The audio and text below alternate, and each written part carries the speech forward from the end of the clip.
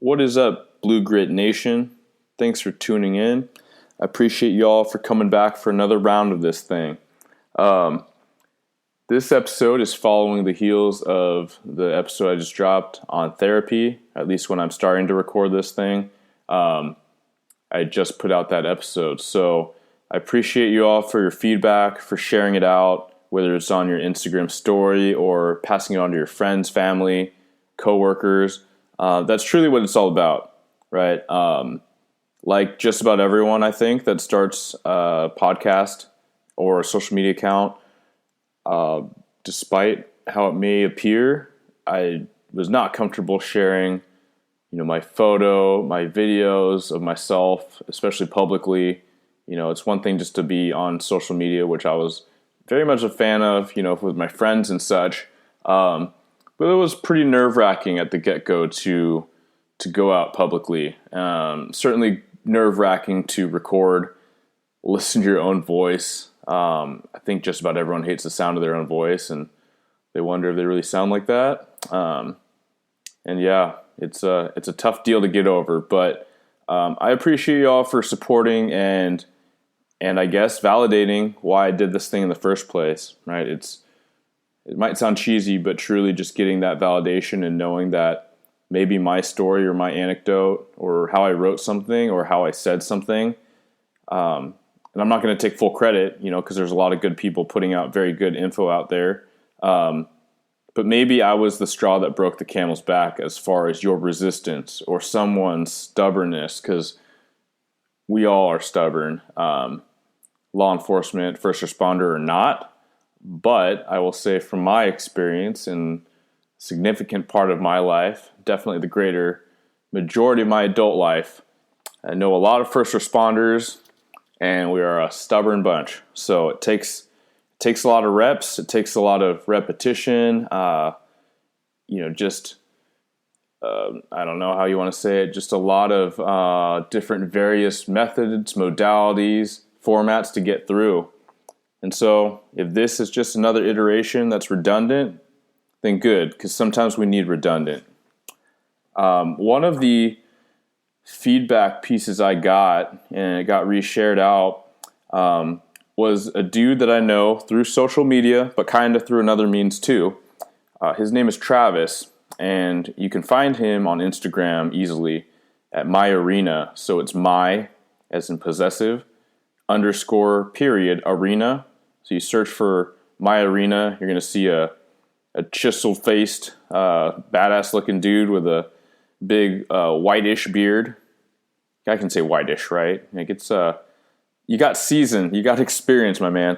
But yeah, Travis is out there putting out really solid content. He's a retired police officer. He's a retired SWAT officer and leader. And the focus of his work is doing exactly what we're talking about today and what I talked about in the last podcast, right? He's breaking down barriers. He's offering support for those that are in law enforcement. He's removing stigmas.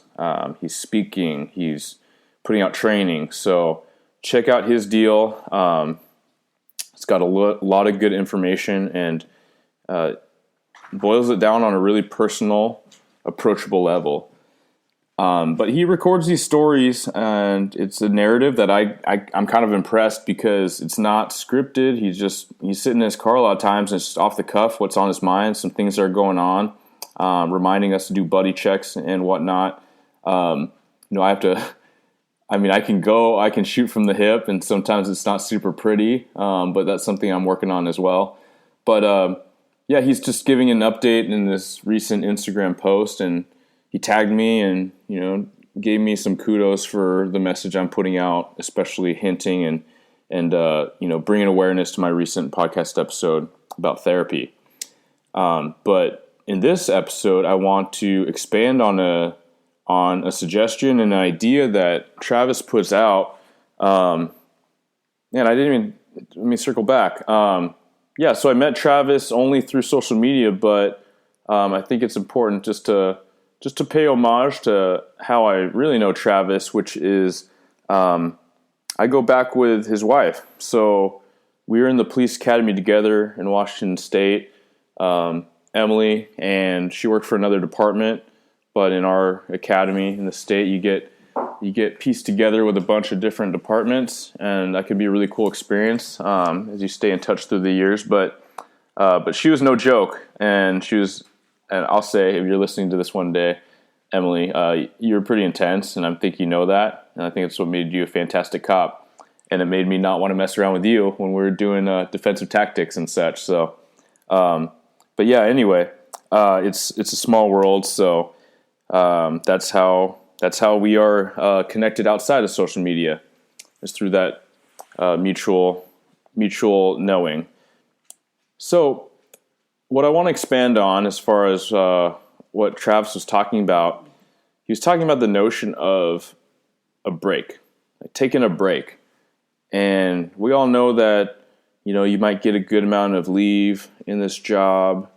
We might know that those that are in the industry, especially these days, especially in staffing crises, especially around the time of the riots, I guess we're going on 3 years ago, but it's not just 2020. It's routine. It's every so often there's a large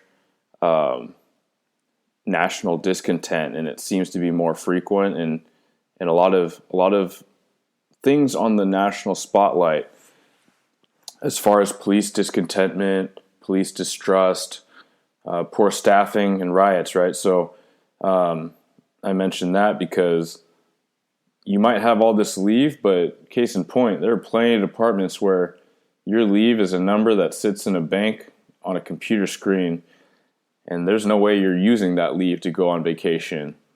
And then you have conversations of leave abuse. And what does that mean? That's people using sick leave, but they're not really sick? What are we talking about? They don't feel well, mental health days, whatnot.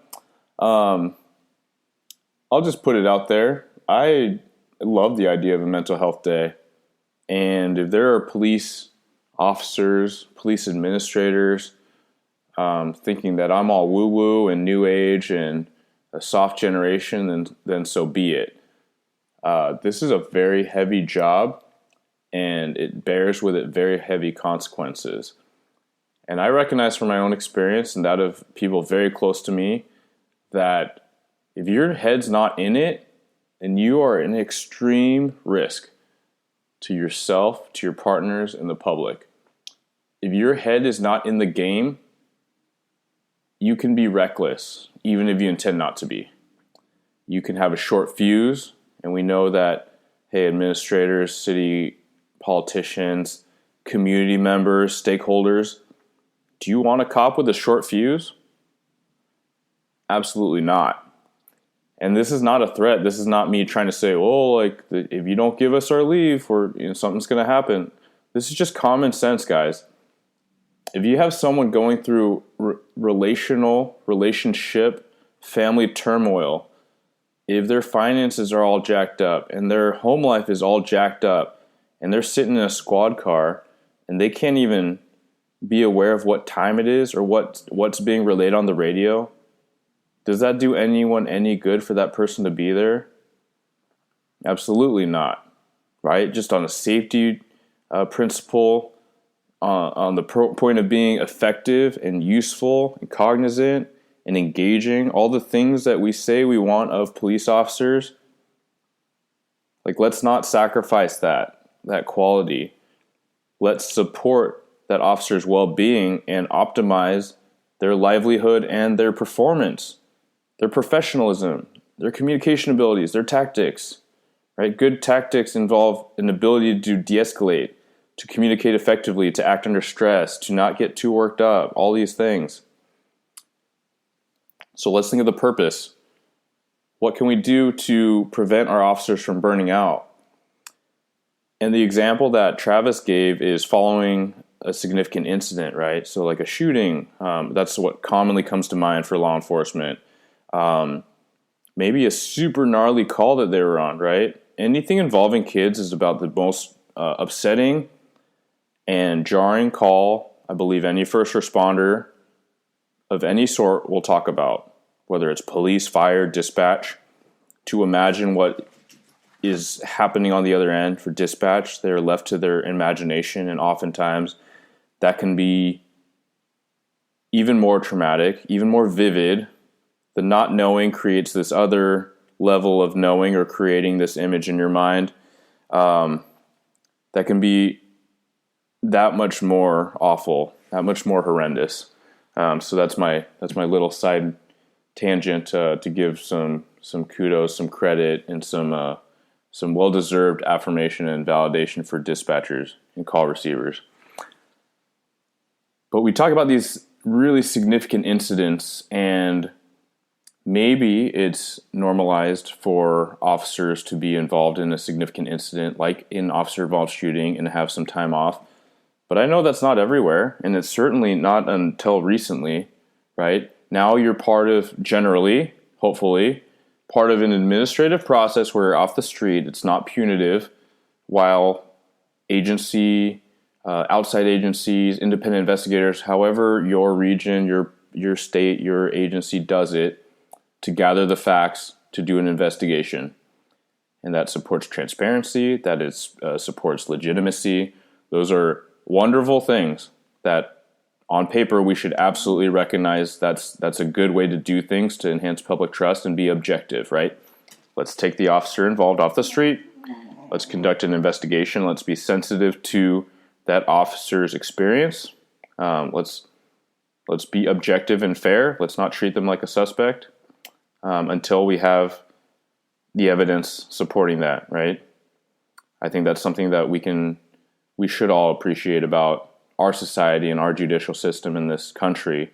We have the phrase "innocent until proven guilty," so let's support that. Let's keep that in mind. But we have these incidents that generally trigger some sort of administrative leave or time off the street. What is less common, certainly, is maybe something more stressful in a different way. A car pileup where a kid is killed and you're trying to console the parent, and the parent is kind of out of it and doesn't really grasp what's going on, and you may be the officer providing life-saving support to the kid. You may be the officer trying to corral and contain the distraught or completely, I guess, the parent that's not with it. You might be the officer off to the side that's trying to get brass tacks information from a witness, trying to keep it together, trying to keep from tearing up while you hear the screaming, while you see your partners trying to keep it together, and you want to be over there helping them. You might be that officer. You might be that dispatcher on the line that is just hearing chaos and stress in the voice of your officers and wishing that there's more you could do, more you could put hands on. You might be the supervisor that shows up on scene and helps gather the facts, call out necessary resources, hold the scene, maintain it. You might be that supervisor that tries to send your officer home, and your officer bucks back and says, "I ain't going home. I'm going to be useful. I'm going to be here." That's stressful. That's traumatic. These are things we need to recognize, and everyone's going to react differently. And so I am cautious and I'm hesitant in painting things with a broad stroke to say, yeah, all the officers on that call in a big enough city with enough resources should be sent home. But maybe it's not even about resources, right? If we go back to what I was talking about, how effective are you? Would you rather run short a couple officers and know that everyone's in a good place and very operational and deployable? Or would you rather have a couple others that they're hurting inside and they're trying to keep their head on straight, and all they can think about is the call they were just on? All they can think about is their kid at home that is the exact same size, hairstyle, PJs of that kid. These are real circumstances. Any law enforcement officer, any first responder can tell you that the example I'm giving if it doesn't hit right close to home with them, their buddy had that same set of circumstances. Some of the details might be different. It might not be a car wreck. It might be a crime. It might be another sort of accident or unfortunate event. But people that are in the industry or industries, public service, public safety, this is not some rare circumstance I'm talking about. This is real life. So you have these significant incidents, which are easier for us to pay attention to on a mental health support notion. They're easier for us to pay attention to on a peer support note or theme for practice and programs. But it's not always those calls either. And those that are in the industry will know where I'm going is that oftentimes it's not those things as much as it's everything. It's being called out or not knowing what's going to come, right? In the street, it might be pulling over someone on traffic and not knowing if that's the day that the gunfight comes to you, or pulling over to readjust your computer to look at something to finish a ticket, and then in the back of your mind wondering if you're doing your head checks and looking around your car quickly enough so someone doesn't ambush you. Or whether you're sitting at coffee at 5 a.m. with your buddies and you're wondering if you're doing the right thing by not ascribing to the fear of living your life the way you ought to live it, because the boogeyman's out there and because the boogeyman became very real one day and killed 4 officers in your area that were doing just that. Or you're the officer that kindly refuses to go to coffee with his buddies, but goes through the drive-thru to where his buddies are having communion, having coffee, having a laugh and a story, just to keep eyes out and just to keep eyes on, because that officer is affected a certain way for the rest of his career, and that's something that he can do to make himself feel better for himself and his officers and his peers. So it's compassion fatigue. It's death by 1,000 cuts. And you don't have to be in a city where there's just about a weekly shooting. Like where I work, you don't have to be in a situation or a career where you're in a fight at least once a month or a couple times a month. You don't have to be in a city where you're called out, for a fatal collision if you're on the traffic team a couple times a month or, every other week. It doesn't have to be that pace, that volume. It doesn't have to be that you're working special victims, assault, dealing with child crimes. It could be the day-to-day of an average-sized city, of an average-sized pace. Because it's out there. All that stuff is out there, and that weighs on you a certain way too. That weighs on you just like the bills weigh on you, just like the shift work weighs on you, just like the sleep deprivation weighs on you, just like the fact that you haven't had a dinner with your teenage kid in the last 5 days, and you're really worried about how they're doing at school and who they're hanging out with, but here you are working 12 to 14 hours because staffing sucks. That could weigh on you.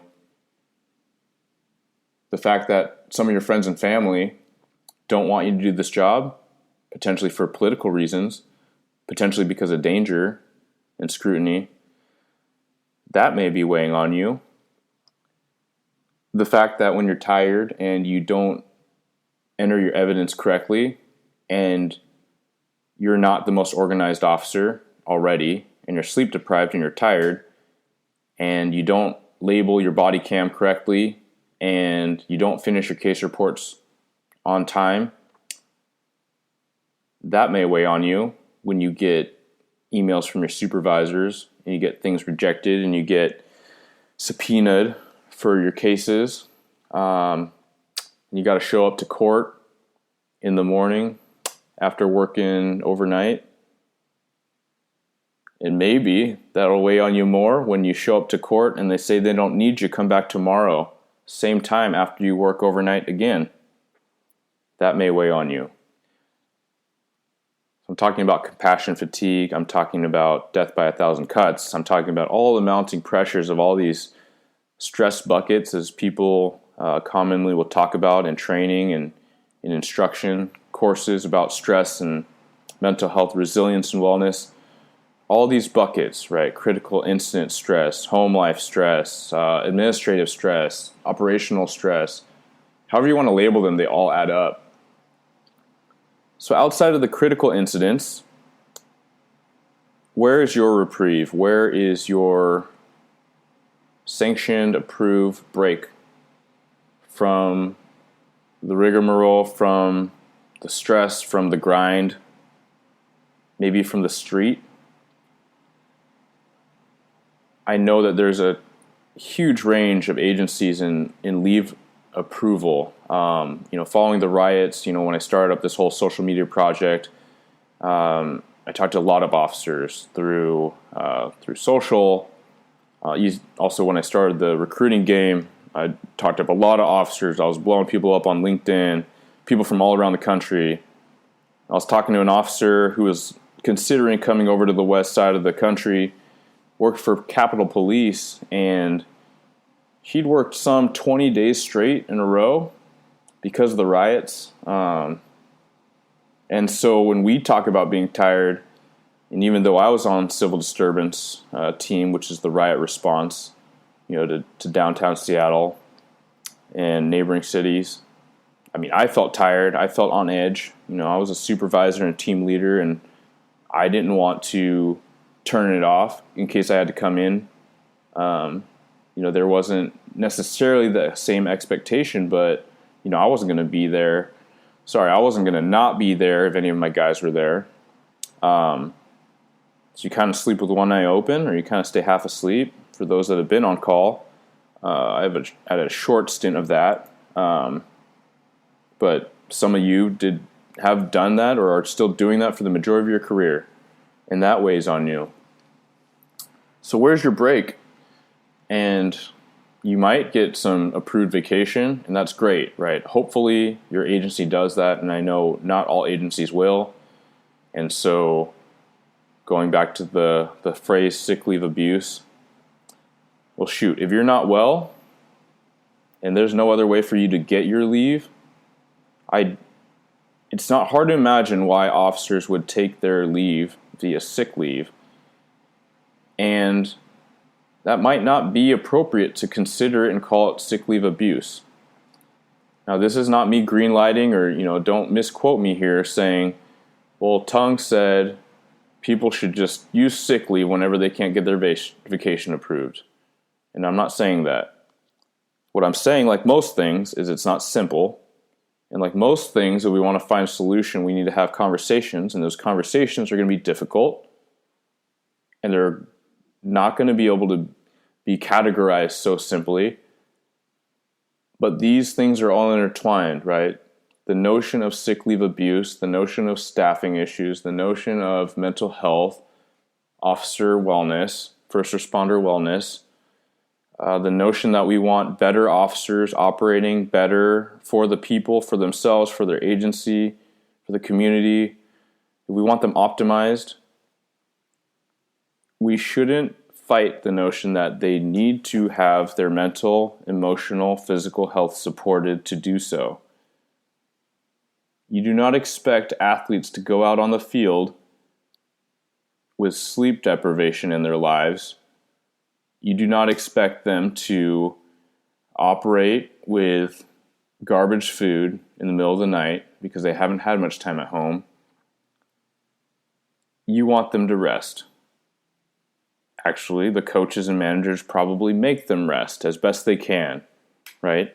Try to control their environment, try to remove stressors. And oftentimes, I feel that example or that comparison is appropriate because those are high-stake moments where all eyes are on you. Once it goes bad, of course, all eyes are on you with body cams, the media, and such. And I'm not saying that we shouldn't hold officers to a high expectation. I, like most responsible-minded officers, have the highest expectation of officers. However, let's be practical with it. Let's be reasonable. Let's not paint this brush like all cops just want to protect cops from discipline. That's not it, right? Good cops get more pissed off about bad cops making mistakes or not making mistakes, just overtly doing the wrong thing than anybody else. But I'm talking about brass tacks. If we want officers to have better performance, which if you care about public safety and you care about the fabric that holds this nation together outside of a state of chaos, then I would say that you do. Then we need to have methods, practices, programs, policies, culture that support officers' well-being. And that can get super complicated as far as what the agency is responsible for, what the officer is responsible for. Yeah, if your agency doesn't let you work out on duty, like historically, none of them did, I would say, yeah, if you're a police officer, your physical health is your responsibility. I would just say as a functioning adult, your physical health is your responsibility. There's enough resources out there that are free. There's enough information out there that's free that you can start to figure out your way. And if you have more resources and more opportunities, then by all means go for those things, right? I would say it is your responsibility. But what responsibility or opportunities can we as agencies, as supervisors provide to our officers to make it easier, to make it better, to optimize them? And that's the conversation I want to lead to. Maybe we don't owe officers anything. Maybe the fact that they're officers is something they signed up for, being called out, working long shifts. That was all in the job description. We know. We signed it. We signed on. But if we want to make officers the best, if we want to reduce their turnover and attrition, if we want to avoid high-stakes investigations, internal affairs, and complaints and mistakes and poor actions, then maybe we do think outside the box and think more progressively about what we can offer and what we can do. So I went on a bit of a ramble, but Travis talks about whether we can put some officers in training for a month for a break. Astounding. Why not, right? We all know that there's officers that put in for training. Sometimes they're not even really that interested in the topic because it kind of comes out of left field for you supervisors that look at these training requests, or for you officers that are like, hey, where's Jonah at right now? He's out for the week. Oh, he's in training. Oh, what kind of training is he in? He's in wiretaps or something. But the dude's been on patrol for 20 years and he's counting down the days to leave, and he says he never wants to be a detective. Okay, let's think about this. Why is Jonah in wiretap school? So we can have these opportunities. People might find them, or we can just be aware of them and potentially present other options. We frequently have people helping with phone reports or online reports in my agency when they're hurt. Well, there's a crazy amount of those reports. And yes, we are short on the street. However, man, if someone wanted that as a gig, just to unplug from the grind that is looking over your shoulder, potentially getting in a fight and getting complaints, and just wanted to plug away and stare at a screen for a month, I mean, why not? Right? If they're already in that place where they're so bitter, they're resentful, they're tired, they're not positive, they're becoming borderline toxic, and they would love an opportunity to be off the street in that capacity, or off the street for hiring and recruiting, or maybe they're on the street just in a different role, right? Maybe they can help with detectives, file cases. Everyone's got work to do. But maybe we could explore these types of rotations. In the same vein, like at least in my agency, and I know all of the neighboring agencies, like if you get into a specialty unit, you're there for life, or you're there for 5 years is kind of standard, right? If you go to be a bike officer, 5 years. If you go to be a recruiter, 5 years. If you go to backgrounds, 5 years. Why not shorten that? And all y'all are probably like, what are you even talking about, man? You have the cush gig. Why would you want to suggest that? And those in specialties are like, man, I worked hard for this. Okay, I'm not saying you didn't. But the rate at which we are going, and especially considering generations, I'm in my late 30s. I'm an old millennial, so I'll own that. But the millennials on are the large portion of your workforce, and they need to have change. They need to be challenged. They need to be validated. I get it. We're snowflakes. Okay. So rather than fight that, and rather than be mad about that, why don't we acknowledge it and roll it in, right? Why don't we consider 2 to 3 year assignments? It doesn't take you 5 years to be an expert on a bike officer. And frankly, I couldn't imagine being 5 years as a recruiter. I cannot imagine someone keeping the type of pace, energy, creativity that me and my partner did in recruiting for 5 years. I know he's not going to be there in 5 years. And when he listens to this, he gets frustrated. No, man, you're not. You're going to be on to other things. Always challenging, always changing, always growing. So why not have programs, organization that supports that? Why can't we pivot just a little bit more in this industry, right? It's government, it's bureaucracy. But why not? How hard is it to offer officers the ability to every so often, maybe it's by seniority at first, until you had your chance and it cycles through, to have a month off helping out some unit in some capacity.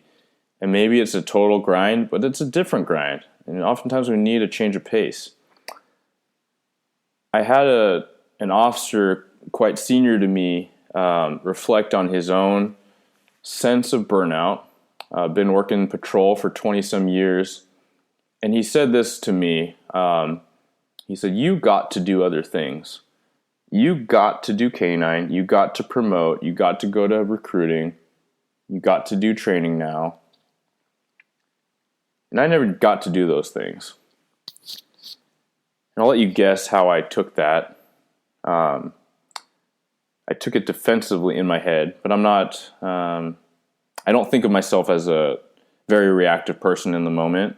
I just let him speak. I tried to validate what he was saying, because it was in a conversation of a lot of gripes he was having, and I didn't think he was taking anything out on me, but I just let him talk, and I played more of the peer support role as I tried to do, and validated him and provided an ear for him to vent, and we moved on, right? But I clearly thought about it a bit after, because this was some time ago, and I'm thinking about it right now in this moment. But I didn't get to do those things just because.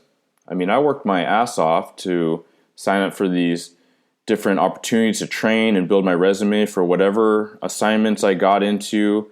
I studied my butt off. I looked for leadership opportunities to even promote and to do that. And it took people suggesting it to me and encouraging me to even do so, right? So I did take it with a bit of resentment. However, when I take a step back after that initial process and I think about what he's saying, he wasn't making it personal. He's just reflecting on what opportunities I had access to. And he didn't say not because of my grit or not because of my ability to work hard. He didn't say I didn't deserve it or I didn't earn them. But he's just simply saying I've had a change of scenery over the years, and he reflects on having less of that, very much less of that. So I think if we talk about promoting officer wellness, promoting officer careers for the person, for the officer, then it's a no-brainer that we ought to look for more opportunities to explore that. If I think about it on the business side, as administrators, city officials, I mean, you probably already know the math. I don't. I'm not in that circle or that level of management. I'm sure actuaries can crunch those numbers as far as what is more beneficial. Is it a officer, a 22-year officer, or is it bringing on a brand new entry hire with this much training and how much time it takes for them to pay their salary through not being operational, like a year and a half or whatever it is, till they're solo?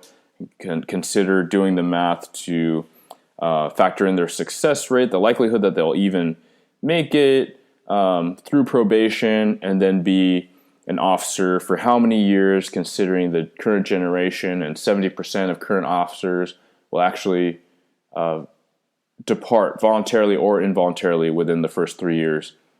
And these are really close to exact data that I've been privy to learning. But when we do all that math, there's probably an actual age, depending on the agency or the region or whatever, that would help you decide those things.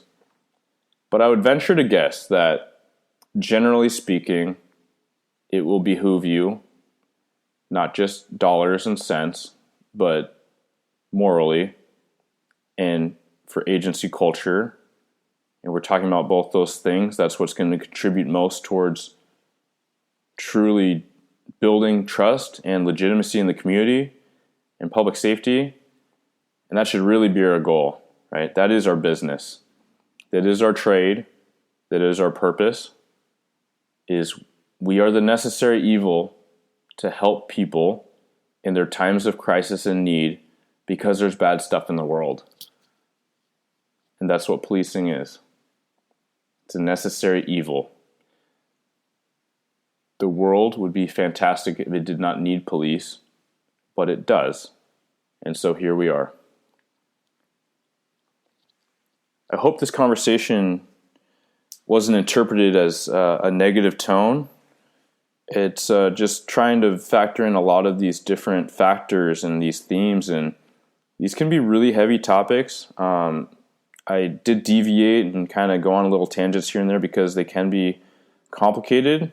And I feel like in order to pay credit towards those notions and those ideas, I didn't want to generalize or overstate something or understate something. So I hope that came across, that these are complicated issues, and I'm not trying to quote unquote other anyone here. I'm not trying to point at the officers. I'm not trying to point at city admin. I'm not trying to point at any direction, like finger pointing and saying that you're wrong, you need to do better.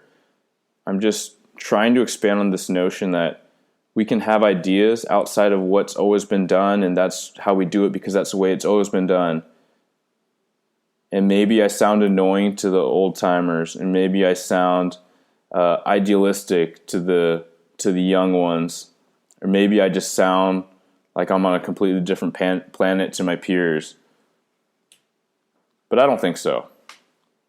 And I think that if we're really going to navigate this, these couple years after arguably the hardest time in law enforcement, and we're still reeling from that, we're still recovering from the damage that's done, and the repairs that are needed to be made, we're making those repairs, and in some places it's a lot slower than others.